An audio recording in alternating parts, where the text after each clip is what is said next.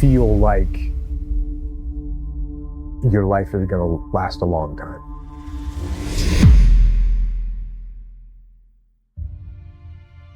And if I was to talk to my 2-year-old self, I would tell that kid that you don't have time. And you don't know when it's going to end. And so get out there and do the things you want to do. Get out there and get after them now. Don't wait another second. Take advantage of it. Get out there and live and strive to be better. Because the life you've got, which I just said was a gift, it is a gift. So live it. Yeah, I always wanted to be a commando ever since I was a little kid. And I heard that the SEALs were really tough and that the training was really tough. And then, once you get in, everyone makes a big deal out of buds. But it's in the SEAL teams, it's no big deal. Everyone goes through it. You get cold, you get wet, whatever. You do a bunch of push-ups and pull-ups and dips. Anyone that gets to the SEAL teams and does deployments overseas and has a real career, they're not talking about buds training. It just doesn't mean it. I had a guy that was, NCAA water polo team captain champion, and he quit. And I had a guy that was an Olympic ultimate gymnast, and he quit. Just because someone's a good physical athlete, it doesn't mean that they're a good SEAL. Because being a good SEAL is a lot more than just being a good athlete. Being a good athlete is like the baseline. And it's everything that you learn to do after that. A good leader, a guy that's tactically sound, a guy that makes good decisions, a guy that's good under pressure, a guy that doesn't ever give up on trying to accomplish a mission. Those are the things that make a good SEAL. So you're always learning and growing, and I was always learning until the day I retired. Because it's not a boom, this happened and everything changed. It's a constant addition of skill set and repetition of situations where you become competent at your job.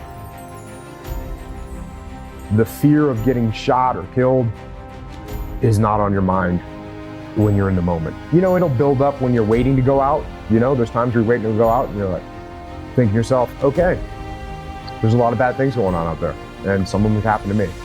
But I think at some point you realize that there's nothing you can do about that. Other than just quit and just resign yourself to a life of cowardice. But if you opt to not do that and you step up and say, okay, I'm ready. And if I die, I die. And once you overcome that, then nothing else to be afraid of. There's no one that wishes for peace more than people that have been to war.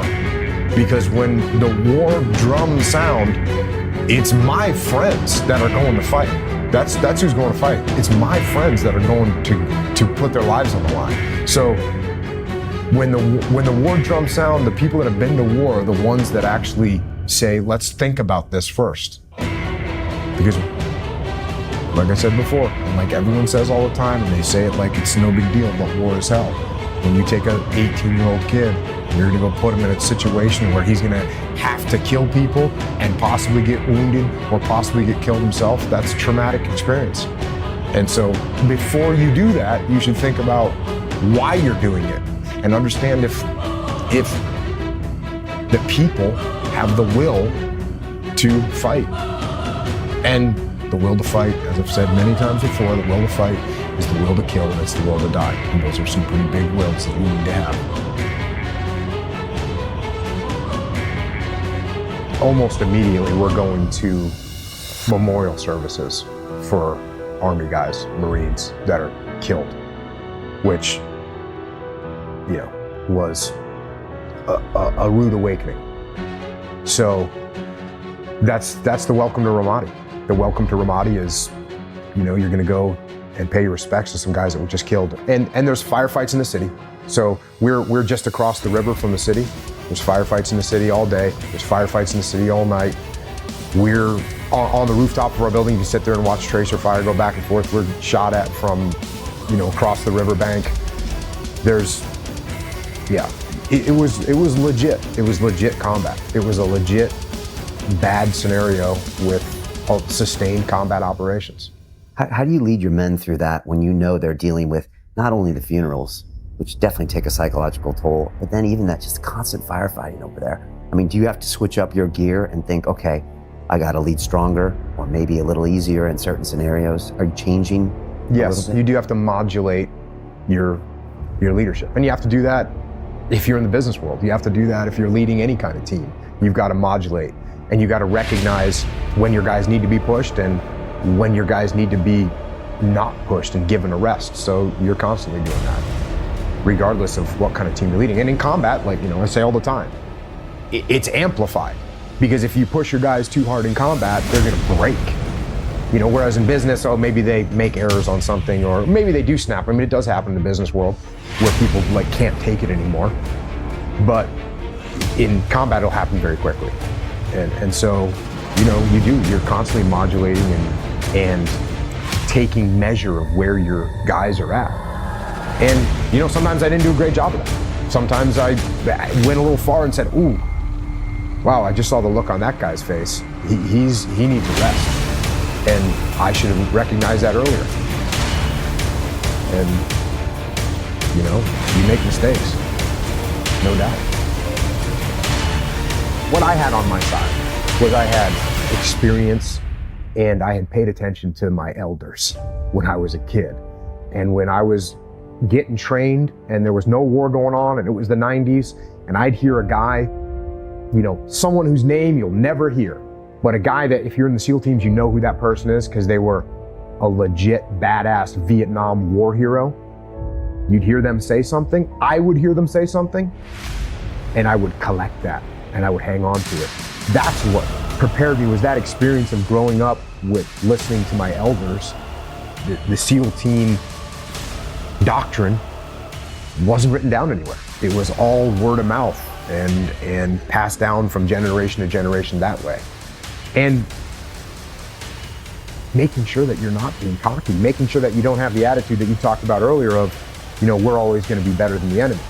We're always going to win, because you're not always going to win. And especially if you think you're always going to win, then you're not going to prepare that the way you should. You're not going to give everything you can to your training to making sure that you are prepared for that moment when it comes. And it might come once on a deployment, it might not come on a deployment, and it might come on a daily basis.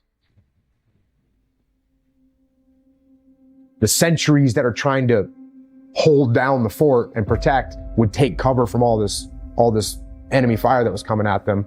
In would come a big suicide vehicle-borne IED, truck-loaded bomb, and they would just drive right into the compound and detonate themselves and kill dozens of people.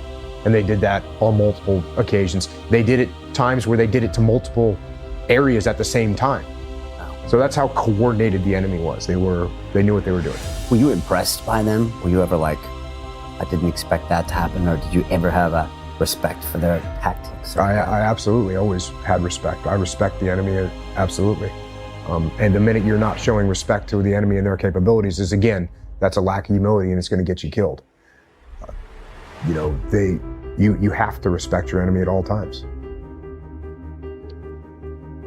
And whether your mission is to go out and capture, kill bad guys, or your mission is to produce something or sell something or manufacture something or design something, trying to get that team to be unified behind a plan and execute it efficiently, it doesn't matter what the mission is. You're still dealing with human beings. You're still dealing with people. Whether you're in the SEAL teams or whether you're in the Army or the Marine Corps, the people that are working for you are not robots. They're people. And you cannot give them orders and expect them to just execute like a robot would. If the military was like that, then military leadership would be the easiest thing in the world.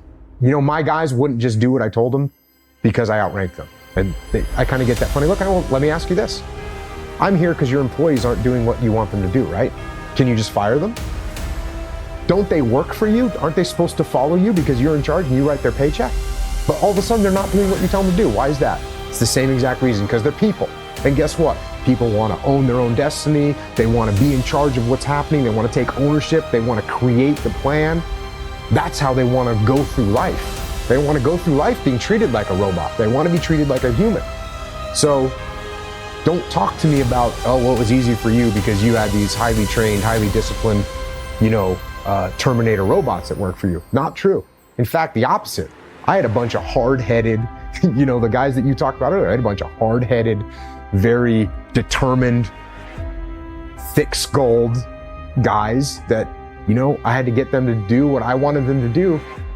I had to get them to want to do what I wanted them to do. I had to make them think that it was what they wanted to do. That's the goal. That's what leadership is. And the worse your plan is thought out, the less response you're going to get. And just like in business world, the less input I get from you as we create this plan, the less apt you are to execute it correctly. So when it comes to, when you have to go execute something, I want you to plan it. I'm not going to plan it for you.